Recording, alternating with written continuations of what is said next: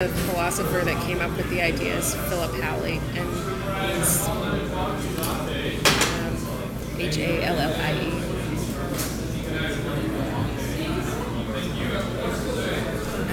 From Cruelty to Goodness is the article. So, in that context, I asked about your family, your daughter and your parents, your family. What about community? What needs to stay the same, particularly for the communities in which you find yourself involved?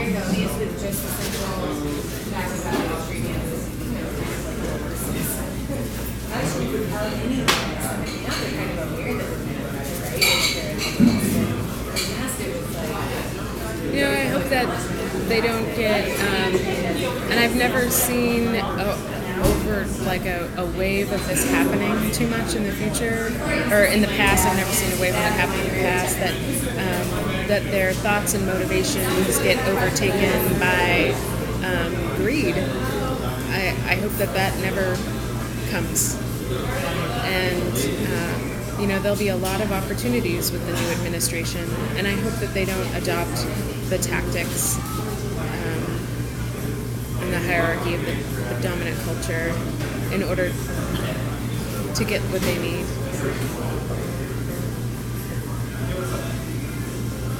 Okay, well then,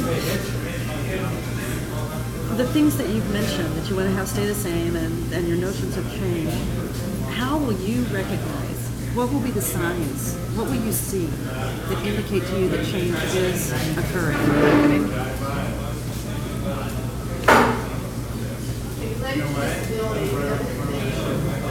Or that what needs to stay, what needs to be preserved is being preserved. That balance. I think that evidence of it will be in the creation of programs and systems that more readily reflect our interpersonal belief systems. And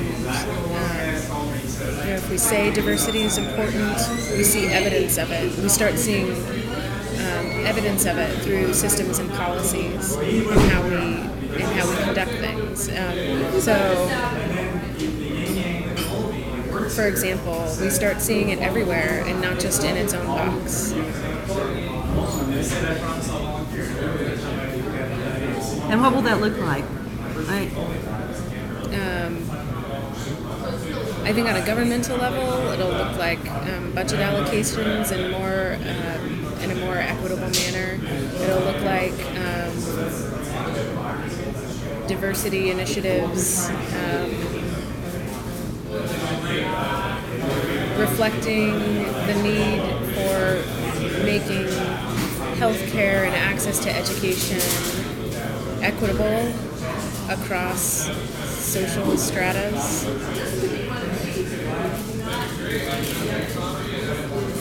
And really equitable, not just.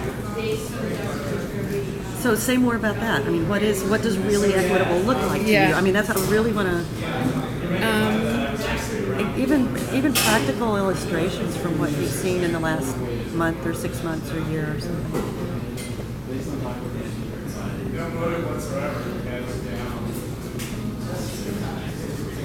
Really equitable means that we'll start seeing a shift and a real measurable shift in who enters particular professions. We'll start seeing that, and it could be 4 year, and my experiences in higher education. So I'm looking at a number of, underrepresented minorities and other underrepresented groups or oppressed groups moving through higher education at a higher rate, applying at a higher rate, getting accepted at a higher rate, moving through and finishing at a higher rate. All of those things will increase. And they're measurable, and right? They're measurable. We'll see more of an investment in that through dollars into pipeline programs, through dollars into scholarship. People will be forced to walk their talk until they realize that it's theirs as well, I think. Wait, say more about that. Which people will be forced to People walk who their are talk? generally falling in the dominant paradigm or the dominant culture. and I think that I think everybody wants to believe that they're good and right and make good decisions, but I think that this, I think that the things that Peggy McIntosh talks about in terms of unearned privilege, I think people unconsciously work against wanting people to really take over those numbers and really give up the spots that they feel that through unearned privilege they've been entitled to. And what's the first word you're saying? What in privilege? Unearned.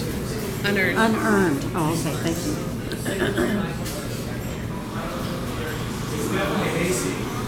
So I think I think everybody has the ability to realize that they have the empathy and sympathy, but I don't think they allow themselves to feel like that. I think they put up guards because they're scared to lose something. But the thing that they don't realize that they're already losing is, that